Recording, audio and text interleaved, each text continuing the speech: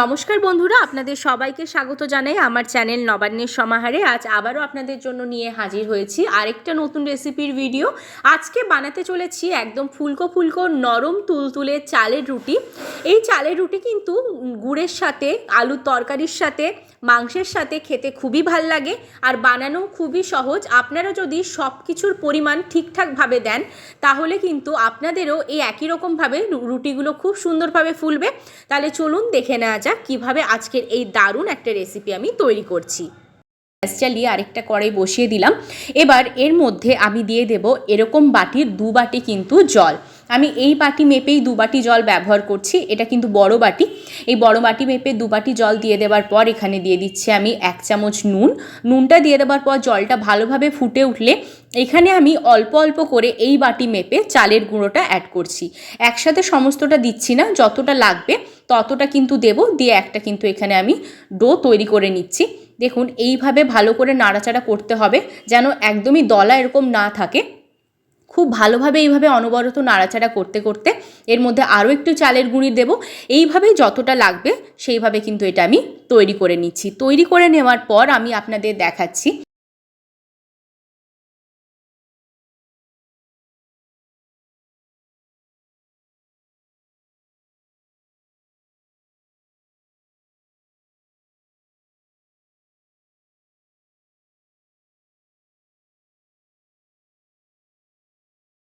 দেখুন এটা কিন্তু তৈরি হয়ে গেছে। এবার আমি গ্যাসের ফ্লেমটা অফ করে দিচ্ছি, দিয়ে এটাকে কিছুক্ষণের জন্য ঠান্ডা হওয়ার জন্য আমি ঢাকা দিয়ে রেখে দিয়েছি। এবার ফিরে এলাম বেশ কিছুক্ষণ পর, এটা কিন্তু খুব ভালোভাবে হাতছোঁয়া হয়ে গেছে। এবার এখান থেকে আমি অল্প অল্প নিয়ে আমি কিন্তু ডোটা এখানে তৈরি করব। এখানে একসাথে তৈরি করছি না, অল্প অল্প নিয়ে নিচ্ছি এখান থেকে। দিয়ে এইভাবে কিন্তু কিচেন স্ল্যাপের ওপরে একটু চালের গুঁড়ো ছড়িয়ে দিয়ে খুব ভালোভাবে এটাকে মাখতে হবে। খুব সুন্দর করে একদম স্মুথ করে এটাকে মাখতে হবে। আর অবশ্যই কিন্তু হাতের তালুর সাহায্যে এখানে মাখতে হবে। আর যত ভালোভাবে মাখবেন তত ভালো কিন্তু এটা তৈরি হবে। দেখুন এখন কিন্তু অনেকটাই ফাটা ফাটা রয়ে গেছে, এরকমভাবে থাকলে কিন্তু হবে না। এটাকে কিন্তু একদম স্মুথভাবে তৈরি করতে হবে।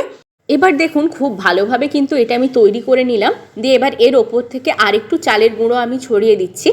এবার এটাকে আলতো হাতে কিন্তু বেলনির সাহায্যে আমি বেলে নিচ্ছি। এইভাবে যদি আপনারা প্রথমেই একদম ভালোভাবে মেখে নেন তাহলে কিন্তু দেখবেন আপনাদেরও চালের রুটিগুলো খুব ভালোভাবে তাওয়ার মধ্যে দেওয়ার পর ফুলে উঠবে আর একদম নরম নরম ফুলকো ফুলকো চালের রুটি কিন্তু তৈরি হয়ে যাবে। দেখুন আমি খুব সুন্দরভাবে একদম আলতো হাতে এটাকে গোল করে বেলে নিচ্ছি। আর আমি আবারও বলছি, যখন পুরো ডোটার থেকে অল্প অল্প লেচি করে নেবেন তখন ভালো করে কিন্তু এটাকে মেখে নেবেন, দিয়ে সুন্দরভাবে বলটা তৈরি করে তারপরে কিন্তু এটাকে বেলবেন। দেখুন আমি ঠিক এরকমই পাতলা করেছি, আর বেশি পাতলা করছি না। এবার আমি এক একটা করবো আর এক একটাকে কিন্তু তাওয়ার মধ্যে দিয়ে নেব। দেখুন অপর দিকে আগে থেকেই তাওয়া বসিয়ে দিয়েছিলাম। দিয়ে এবার এই চালের রুটিটা দিয়ে দিলাম, একটু অপেক্ষা করব। এবার অপর দিকে আবারও ডো থেকে অল্প একটু নিয়ে ভালো করে কিন্তু আমি এখানে মেখে নিচ্ছি। মেখে নেওয়ার পর খুব সুন্দরভাবে আবারও একটা বল তৈরি করে নেব আর একদম স্মুথভাবে তৈরি করব। দিয়ে একই রকমভাবে কিন্তু ওপর থেকে একটু চালের গুঁড়ো দিয়ে এটাকে ভালো করে একদম বেলে নিচ্ছি। আর দেখুন এইভাবে হাতের তালুর সাহায্যে কিন্তু এটা করে নিয়েছি।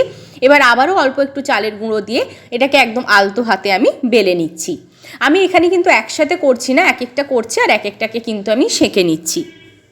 দেখুন আরেকটাও কিন্তু আমার বেলা হয়ে গেল। এবার এটাকে আমি রেখে দিচ্ছি। এবার অপর দিকে যে রুটিটা আমি তাওয়ার মধ্যে দিয়েছিলাম দেখুন কত সুন্দরভাবে হয়ে গেছে। এবার আমি উল্টে দিলাম। এবার দেখুন নিজে থেকেই কত সুন্দরভাবে এটা ফুলে উঠবে। আশা করছি আপনারা বুঝতে পারছেন যে কত সুন্দরভাবে রুটিটা ফুলে উঠছে। আমি আপনাদের একটু কাছ থেকে দেখাচ্ছি, দেখুন কত সুন্দরভাবে রুটিটা কিন্তু ফুলে উঠেছে। আপনারা চাইলে কিন্তু এটাকে আপনারা সেঁকেও নিতে পারেন আগুনের তাপে, কিন্তু আমি এইভাবেই তাওয়ার মধ্যেই করে নিচ্ছি। আর আলাদাভাবে আমি এটাকে সেঁকছি না, তাওয়ার মধ্যে এইভাবে করলেও কিন্তু খুব সুন্দরভাবে রুটিগুলো ফুলে উঠবে। এইভাবে কিন্তু আপনারা যদি করেন একদম সঠিকভাবে উপকরণ দিয়ে, একদম সঠিক পরিমাণ জল দিয়ে, তাহলে কিন্তু আপনাদেরও এইভাবে চালের রুটিগুলো খুব সুন্দরভাবে ফুলে উঠবে আর একদম নরম তুলতুলে হবে। এবার এটাকে আমি নামিয়ে নিলাম, দিয়ে আবারও আরেকটা দিয়ে দিচ্ছি। দিয়ে আবারও আরেকটা দিয়ে আমি ভালো করে নেব। আর এই একই রকমভাবে কিন্তু প্রত্যেকটা চালের রুটি আমার ফুলছে। আমি আপনাদের আরও একটা দেখাচ্ছি, দেখুন কত সুন্দরভাবে এটা ফুলে উঠবে। একটু আলতোভাবে খুন্তি দিয়ে চেপে দিলেই কিন্তু খুব সুন্দরভাবে এটা নিজে থেকেই ফুলে উঠছে। দেখুন কতটা সুন্দর হয়েছে।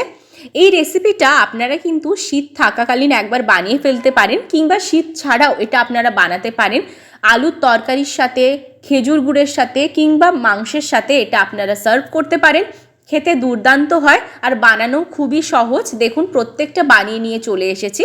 এবার আমি আপনাদেরকে একটা ছিঁড়ে দেখাবো যে এটা কতটা নরম তুলতুলে হয়েছে আর কতটা সুন্দর হয়েছে, আর লেয়ারটাও কত সুন্দরভাবে এটার বোঝা যাচ্ছে।